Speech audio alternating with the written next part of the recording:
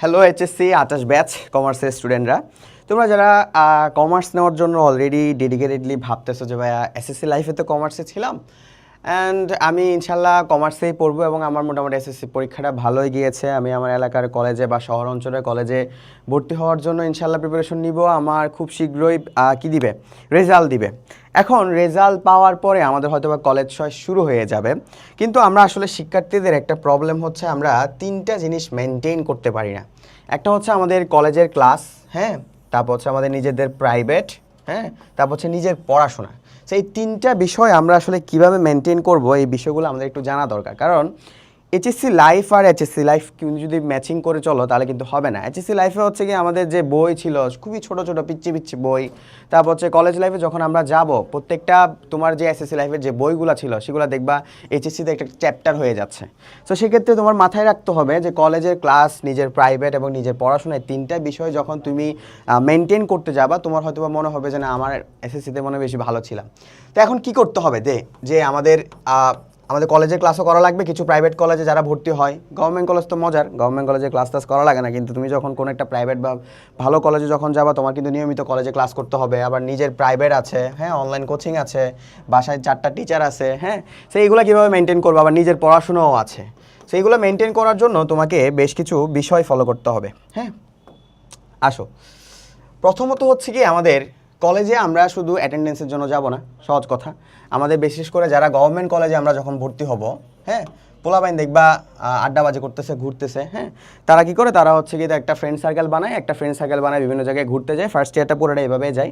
So আর হচ্ছে গিয়ে friend circle থেকে শুনে যে বন্ধু আমার এই একটা ভাই আছে, তার কাছে পড়তে যাই, এরপর হচ্ছে গিয়ে ওর কাছে পড়তে যাই, তারপর গিয়ে ওই স্যারের কাছে মারা খাই। এমন একটা ঘটনা আছে যে লয়ার ল পড়াই, মানে উনি হচ্ছে ওনার একাডেমিক লাইফে হচ্ছে উনি লয়ার অ্যান্ড উনি হচ্ছে গিয়ে পড়াচ্ছে বায়োলজি। সো জিনিসটা খুবই মানে মানে অদ্ভুত বিষয় যে সে হচ্ছে তার একাডেমিক লাইফ কিন্তু ব্যাকগ্রাউন্ড কিন্তু তোমার লয়ার, কিন্তু পড়াইতেছে বায়োলজি। ওই বন্ধুর কথা শুনে তুমি বায়োলজি পড়তেছো এক লয়ারের কাছে, কোন সময় যে ইন্টারে সে সায়েন্সে ছিল।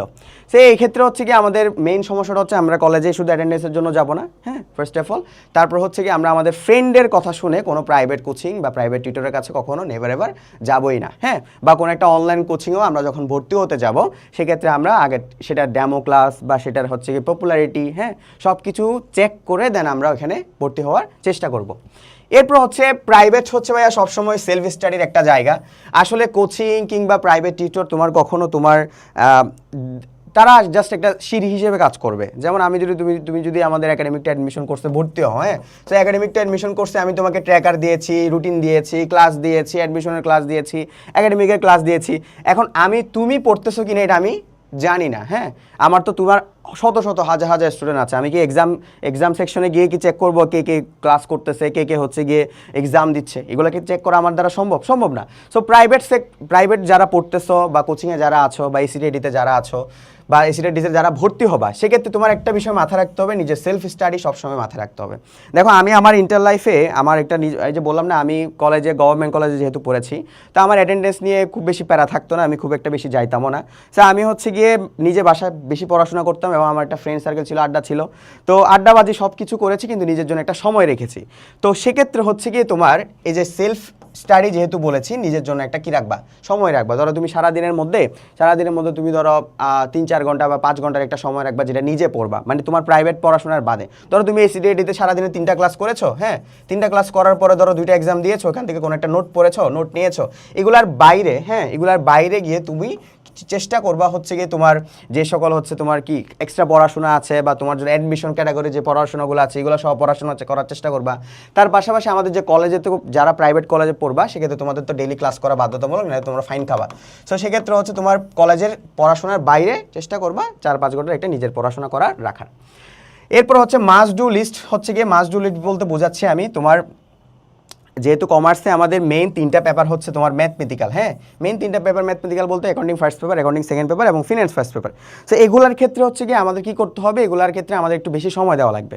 বেশি সময় দেওয়ার ক্ষেত্রে আমাদের হচ্ছে গিয়ে ধরো আমি যদি সারাদিনে যদি 100% ভাগ করি আমার সারাদিনের পড়াশোনাকে, ওই সারাদিনের পড়াশোনার মধ্যে আমার 70% রাখতে হবে আমার কি এই 3টে পেপারের মধ্যে, হ্যাঁ, মানে গ্রুপ সাবজেক্টের ক্ষেত্রে, আর 30% রাখতে হবে আমার আদার্স যে সকল ম্যানেজমেন্ট বা হচ্ছে গিয়ে মার্কেটিং এই সকল সাবজেক্টের ক্ষেত্রে। কিন্তু ফিনান্স এবং accounting first paper, second paper এবং ফিনান্স ফার্স্ট পেপারকে সম্পূর্ণভাবে গুরুত্ব দেওয়ার চেষ্টা করবা, ঠিক আছে?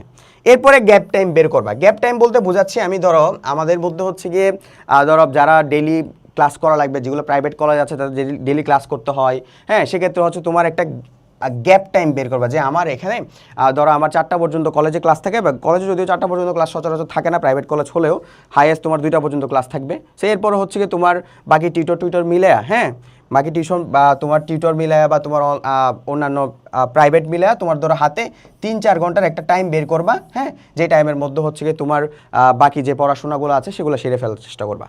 এরপর হচ্ছে গিয়ে সেলফ স্টাডি ফিক্স করো। সেলফ স্টাডি ফিক্স করতে বোঝাচ্ছি হচ্ছে গিয়ে তোমার যত রকমের, হ্যাঁ, তোমার যে তুমি তোমার প্রাইভেট টিউটর আছে, তারপর হচ্ছে কলেজের পড়াশোনা আছে, হ্যাঁ, তারপর হচ্ছে গিয়ে তোমার অনলাইন কোচিংয়ের পড়াশোনা আছে, প্রত্যেকটার একটা কি বানাও, রুটিন ফিক্স করো বা তোমার হচ্ছে গিয়ে টাইম ফিক্স করো, হ্যাঁ। রুটিন ফিক্স করার চেয়ে সবচেয়ে বেশি ইম্পর্টেন্ট কথা হচ্ছে গিয়ে ভাইয়া রুটিন। আমরা লাইফে, আমি আমার লাইফে হয়তো বা 1000 খানিক বানাইছি, তুমিও হয়তো বা তুমি এসএসসি লাইফ পর্যন্ত তুমিও 100 খানিক বানাইছো। সো রুটিনটা হচ্ছে কখনো আসলে ট্রুথফুলি কি করা যায় না, ইমপ্লিমেন্টেশন করা যায় না। তোমরা একটা বিষয় মাথায় রাখবা, সেটা হচ্ছে গিয়ে টাইম গোল টেকনিক বা টাইম বন্ড টেকনিক। তো টাইম বন্ড জিনিসটা আসলে কি করে? টাইম বন্ড হচ্ছে গিয়ে ভাইয়া এটা নিজেকে একটা চ্যালেঞ্জ দেয়। ধরো আমি পড়তে বসবো, হ্যাঁ, ধরো তোমার টাইম ছিল যে আমি সন্ধ্যা থেকে সন্ধ্যা 6টা থেকে রাত 11টা পর্যন্ত আমি পড়াশোনা করব। সো এটা একটা টাইম বন্ড, হ্যাঁ। এই টাইম বন্ডের মধ্যে নিজেকে বোঝাবা যে এই 6 ঘন্টা বা 5 ঘন্টার মধ্যে আমি অ্যাকাউন্টিংয়ের 3টা চ্যাপ্টার শেষ করব, ম্যানেজমেন্টের 2টা চ্যাপ্টার শেষ করব, ফিনান্স একটা চ্যাপ্টার শেষ করব। এরপরে যখন তুমি তোমার গোল যখন ফিক্স হয়ে যাবে এবং ওই গোলে তোমার আগাইতে সহজ হবে। বুঝতে পেরেছো?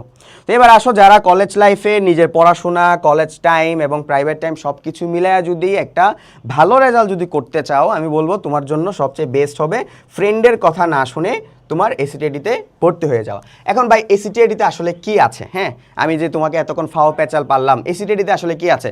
তোমার ফ্রেন্ডের তথ্য অনুযায়ী তোমার ফ্রেন্ড যদি তোমাকে বলে যে আয় হালকেস্টেনে এসিটিআইডিতে ভর্তি হ, তো তুমি জিজ্ঞেস করবা যে হালকেস্টেনে এসিটিআইডিতে কি আছে কমার্সে। তা এখন আসো কি আছে একটু দেখাই। প্রথমত হচ্ছে গিয়ে তুমি কি পাচ্ছ, একটা বুক লিস্ট পাচ্ছ। যেমন আমাদের অ্যাকাউন্টিংয়ের ক্ষেত্রে হচ্ছে ওয়ালিউল্লাহ স্যারের বই খুব বেশি পপুলার, ফিনান্স ফার্স্ট পেপারের ক্ষেত্রে এস.এম. শহীদুল্লাহ স্যারের বই পপুলার, তারপর হচ্ছে ম্যানেজমেন্টের ক্ষেত্রে হচ্ছে আমাদের খালিকুজ্জামান স্যারের বই পপুলার। তুমি এগুলো পেয়ে যাচ্ছ, কোন বইগুলো পড়া লাগবে। ফ্রেন্ডের কথা শুনে আজাইরা বই কেনার হ্যাসেল থেকে মুক্ত হচ্ছ। তারপর হচ্ছে তুমি একটা কমপ্লিট রুটিন পেয়ে যাচ্ছ, যেখানে তোমার একাডেমিক লাইফটা তুমি কীভাবে কাটাবা সেই বিষয়ে একটা সম্পূর্ণ রুটিন দেওয়া আছে। এরপর হচ্ছে তুমি তোমার একাডেমিক তোমার কিভাবে কাটাবা সেক্ষেত্রে তোমার কাউন্ট করার জন্য একটা ট্র্যাকার দেওয়া হয়েছে, হ্যাঁ।